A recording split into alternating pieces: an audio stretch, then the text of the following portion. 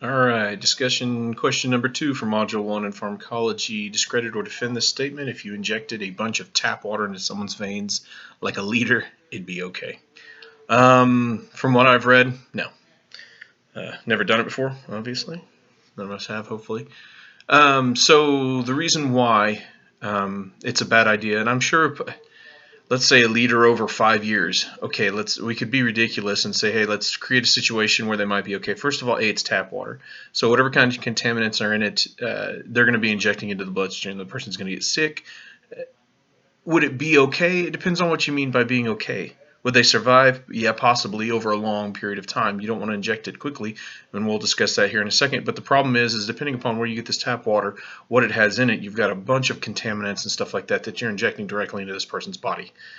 Never a good idea. It's not sterile. It's not something that you just start pumping into people. No, that's not okay. Not tap water. So let's look at something and just look at the idea of water in general. Let's look at sterile water. Would sterile water be okay to inject? So let's get past the contaminants and all that kind of stuff. Is there a problem with just injecting water? Well, yeah. So because of the way water is, and whenever you inject it into your bloodstream, your red blood cells through osmosis will begin to absorb that water, and because of that, you'll have what they call hemolysis will occur, where the red blood cells will rupture. Whenever the red blood cells rupture, the hemoglobin will release from it. That hemoglobin will then be processed through your body and can cause kidney failure. There's actually an incident where a man came in because he was hypernatremia, where he had his sodium levels, his electrolyte levels were all messed up, and so the doctor, in order to try to, this person also had CHF, pneumonia, respiratory failure, and he had severe hypernatremia. So his electrolytes were all jacked up. Well, it's where they were super high, above 145 is what the number is. And when they're super high like that, the doctor thought, okay, let's go ahead and let's give him sterile water, or what they call free water. And they gave it to him at a rate of 100 mils an hour.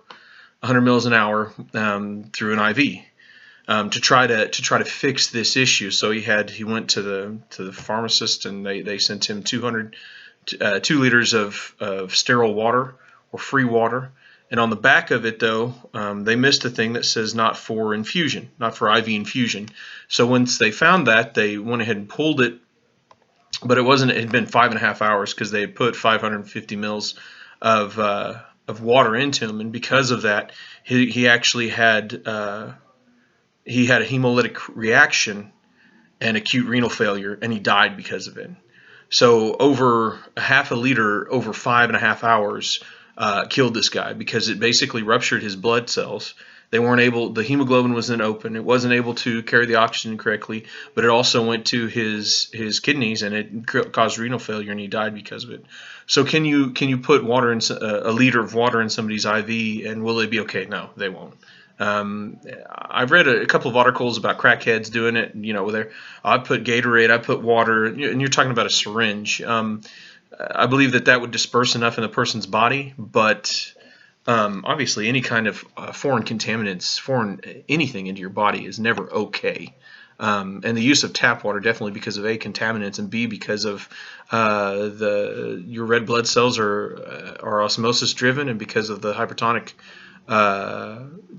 there's nothing to adjust the tonicity of the water to stop the red blood cells from absorbing it, just to freely absorb it and to not rupture.